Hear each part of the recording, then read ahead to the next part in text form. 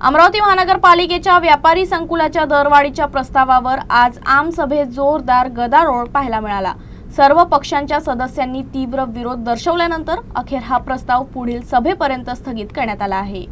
अमरावती शहरातील 27 व्यापारी संकुलांपैकी 5 संकुलं बीओटी तत्वावर असून त्यांच्या भाडेपट्टा दर निश्चितीसाठी 7 नोव्हेंबर 2023च्या शासन निर्णयानुसार 7 फेब्रुवारी 2024 रोजी 8 सदस्यीय समिती स्थापन करण्यात आली। या समितीनं बाजार मूल्य आणि रेडी रेकनर दराच्या आधारे 0.7% दरानं सुधारित दर निश्चित केले। मात्र हे दर अत्यंत कमी असल्याचा आक्षेप सर्व सदस्यांनी घेतला। सभागृहातील सदस्यांनी मनपाच्या आर्थिक उत्पन्नात भर पडावी यासाठी अधिक दरवाढीची गरज व्यक्त केली।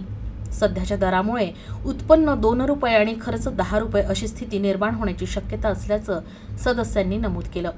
व्यापारी संकुलाच्या देखभालीसाठी मनपाला मोठा खर्च करावा लागत असल्यानं योग्य दर ठरवणं गरजेचं असल्याचं मत यावेळी व्यक्त करण्यात आलं।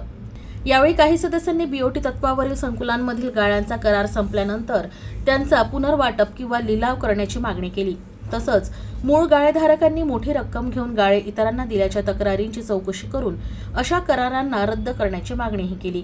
सभागृहातील सर्व सदस्यांनी व्यापाऱ्यांचं नुकसान न होता मनपाचं उत्पन्न वाढेल अशा संतुलित दर रचनेची गरज व्यक्त केली। यामुळे हा प्रस्ताव पुन्हा एकदा अभ्यासून सुधारित स्वरूपात पुढील सभेत मांडला जाईल। हे कोटी कोटी रुपयाचे मालक आहे, म्हणून संपूर्ण दुकानं हे महानगरपालिकेने आपल्या अखत्यारीत घेऊन गोर गरीब जनतेला ते देण्यात यावे आणि जेणेकरून त्यांना रोजगार निर्मिती होईल आणि कुठेतरी हा एक चांगला संदेश अमरावती शहरातला जाईल। तिथं तुम्ही 12, 15, 20 रुपये देत आहे, तर हे कुठेतरी चुकीचं आहे।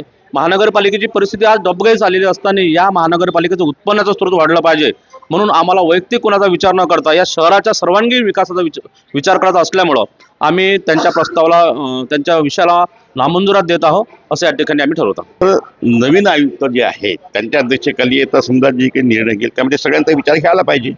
आणि मी असं म्हणत नाही का व्यापारावरही काही तुम्ही त्यांचेही लोक 5 प्रतिनिधी घ्या, त्यांचं म्हणणं ऐकून घ्या आणि जनप्रतिनिधींचं म्हणणं ऐकून घ्या आणि योग्य मार्ग काढला पाहिजे, एवढंच माझं म्हणणं। मी असं म्हटलं त्याच्यात माझ्या म्हणण्यात असं आलं होतं की शासनाने आम्हाला निर्णय पाठवला ना की 0.7% कमीत कमी वाढवा, पण दुपटीपेक्षा जास्त नका करू।